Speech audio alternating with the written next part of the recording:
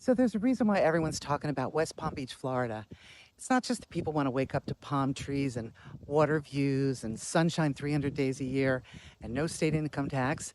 West Palm Beach is also the new Wall Street South with dozens upon dozens of hedge funds, private equity and wealth management firms like Goldman Sachs and BlackRock and Citadel, universities like Vanderbilt, which is opening up a $500 million campus, hospitals like Cleveland Clinic, and medical centers like NYU Langone, Mount Sinai, and the Hospital for Special Surgery. There is also a new state-of-the-art train line called the Bright Line. If you want to hop down to Miami for the day or up to Orlando, Palm Beach International Airport is one of the best in the nation. So I'm going to show you the neighborhoods in all the different price ranges and also what to do for fun. So if you're considering a move down here to, or anywhere in Palm Beach County for that matter, give me a call. Let's start with a bird's eye view. So West Palm Beach is not on the ocean. It's on the Intracoastal Waterway looking at the island of Palm Beach and the Atlantic Ocean. It is connected to Palm Beach by three bridges: Flagler Memorial Bridge, which is the North Bridge, Royal Park Bridge, which locals call the Middle Bridge, and Southern Bridge. So to the north, about 15 miles up the way, you'll find Jupiter, Juneau, and Palm Beach Gardens. Downtown West Palm Beach has become enormously popular, but still has affordable condos in the $600,000 to $800,000 range. But with the influx of wealthy new residents, there are several new ultra-luxury buildings in the $4 million to $30 million range. So before I get to the residential neighborhoods, let's talk a bit about downtown West Palm Beach. There are three major shopping and dining areas. The oldest and pretty much the center of downtown excitement is Clematis Street, which goes down to the Intracoastal and is also the location for the wildly popular West Palm Beach Farmers Market, one of the biggest and best in the country. Now, coming soon in early 2026 is the new billion-dollar neighborhood called the Northwood District, a walkable, mixed-use retail district with incredible shopping and dining and cobblestone streets. Next is City Place, formerly known as Rosemary Square, which is an established, beautiful shopping, dining, and entertainment district, soon to be the new home, by the way, of Italy, but also the most popular location for Class A office space for all the new major corporations and their executives that are relocating to West Palm Beach. At one end of City Place is the fabulous Kravis Center for the Arts, which has A-list performers and shows. Waterfront dining in downtown includes Bradley's, a more casual and fun place with live music. Elisabetta's is an open-air restaurant with incredible views, and its sister bar restaurant upstairs, Bar Capri, with even better views of the Intracoastal, the ocean, and the super yachts gliding by. Next to Elisabetta's is one of the many hotels, the Ben, with rooftop bar and pool. And during the season, the new Winter Wonderland, which is South Florida's first outdoor ice skating rink. The latest places to see and be seen, with both great food and an active bar scene, are La Marina, which is on the water, and the Blue Door. La Marina is a few minutes north of downtown, and the Blue Door is a few minutes south of downtown.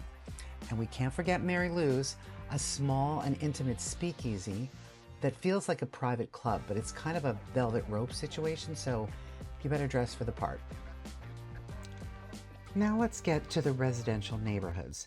Since we're talking about the waterfront, I'm going to start with the most expensive neighborhood in West Palm Beach and work our way toward the more affordable. It's called El Cid, which is located on the water just south of downtown, so it's highly walkable. People walk and jog along the Flagler Promenade, and like many neighborhoods here, it's known for its Mediterranean and Spanish Mission style architecture, with some sleek new construction sprinkled in. Prices here are in the $4 million to $10 million range, and on the water or close to it, well into the double-digit millions. Just south of El Cid are Southland Park and pretty Prospect Park, with beautiful homes but smaller and more affordable than El Cid. Southland Park prices are in the $1.5 to $3 million range, and Prospect Park goes a little higher. So what's become the hottest and second most expensive neighborhood after El Cid is just south of Southern Bridge, the south of Southern area, or as the locals call it, SoSo. These streets also run down to the Intracoastal, and it also has similar architecture, but more new homes going up than in El Cid. It's not that there's nothing under 1 million. They do exist in Soso, but they are going to be small and in need of work. So the prices here are mostly starting in the $1.5 million range. The closer you are to the Intracoastal, the more expensive the real estate, of course. So the block closest to the water is referred to as the Lake Block, and that would be any home located east of South Olive. So homes on the Lake Block are going to start at approximately $4 million and up into the double-digit millions. Summa Beach in Soso is a cute little stretch of beach on the Intracoastal where you can launch a kayak. The local elementary school is the highly respected South Olive Elementary, and they will be adding a middle school. Behind the school is the very popular South Olive Tennis Center, which is public and offers a fabulous tennis league.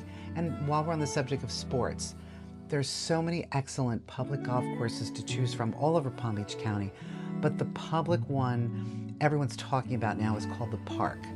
The main 18-hole course was designed by golf architect Gil Hans and Jim Wagner. Also includes a lighted par 3 course, a driving range, restaurant, and community youth programming. So I promise I'll get to the more affordable neighborhoods in a minute, but on a side note, there are some private clubs and gated communities in West Palm Beach, like Breakers West, that have their own courses, golf courses and amenities located away from the water. But the point is, there's so many public golf courses and tennis and pickleball courts that you don't need to join a club in Palm Beach County if it's not in the budget. Let's talk real quick about the commercial district just west of these neighborhoods, all along South Dixie Highway, which is becoming the new restaurant row. People come from all over to go to hot spots like The Hive, where you could spend hours at the cafe with incredible food and baked goods, shopping for home decor and clothes and more. There's so many restaurant gems like the Rhythm Cafe and Table 26 that you could go to dinner every night and not cover them all. Then there's Grotto Bar and Restaurant, which is owned by the famous Bucan on Palm Beach. By day, they have some of the most popular sandwiches in the county at their outdoor window, which can be a real scene. Across the street from the Hive, you'll find the Norton Museum and Sculpture Gardens with amazing exhibits and a restaurant. And down the road is Antique Row Arts and Design District, which is one of the best design districts on the East Coast and is often mentioned in the New York Times and Architectural Digest. Designers and collectors come here from all over to shop. Okay, so let's go get to some other neighborhoods that are more affordable. Flamingo Park, Sunshine Park, and Pineapple Park are located just west of South Dixie Highway, but still walkable over to the Intracoastal and certainly to the shops along South Dixie. There is the lovely Howard Park, which has tennis courts and loads of open space, and it borders Grandview Heights and the Warehouse District that has the ultra cool Grandview Public Market with shops and bar and live outdoor music. Homes here also have Spanish Mission and Mediterranean architecture, new builds, but also some cool bungalows and Key West style homes. And these homes start at about $750,000 or $800,000, go up to about $1.5 million, maybe $2 million. But Poinciana Park homes just south of there are in the $400,000 to $800,000 range. One neighborhood that's really growing in popularity is the Northwood area, located just north of downtown West Palm Beach. There's some great bungalows, Key West, and Spanish Mission style homes that are in the $800,000 and $900,000 range. Northwood Shores is the more expensive area because those homes are close to or right on the Intracoastal. And the retail district, known as the Northwood Village, is becoming a very popular location for shopping, dining, and nightlife like Cafe Centro. And as you can see, new construction units in the village are popping up every day. If you want to be near downtown West Palm Beach, but not in West Palm Beach, check out the historic College Park section of Lake Worth Beach. It's smack on the border of Soso, and there are homes there as low as $500,000 up to $2 million. Plus, unlike West Palm Beach, Lake Worth Beach has a gorgeous ocean beach with a pier restaurant called Benny's on the Beach, cute shops and plenty of parking. Lake Worth Beach is also one of the last affordable waterfront communities in Palm Beach County, and it's getting revitalized pretty fast. In fact, the historic Gulfstream Hotel on the water there is about to reopen in early 2026 after being completely overhauled. So I'd call that a really smart real estate buy. If you're a boater or if you want a bigger lot, Lake Clarke Shores is a little to the west, but homes there start in the 500s and go up from there. Even better, it has canals and it is possible to get a waterfront home, some even with a private dock, for about $1 million. So I hope this was helpful, and if you're looking to relocate or even rent here, message me, I'm glad to help. Please do hit like and subscribe, and remember, this channel is about all things real estate, not just about Florida. And I'll see you next time.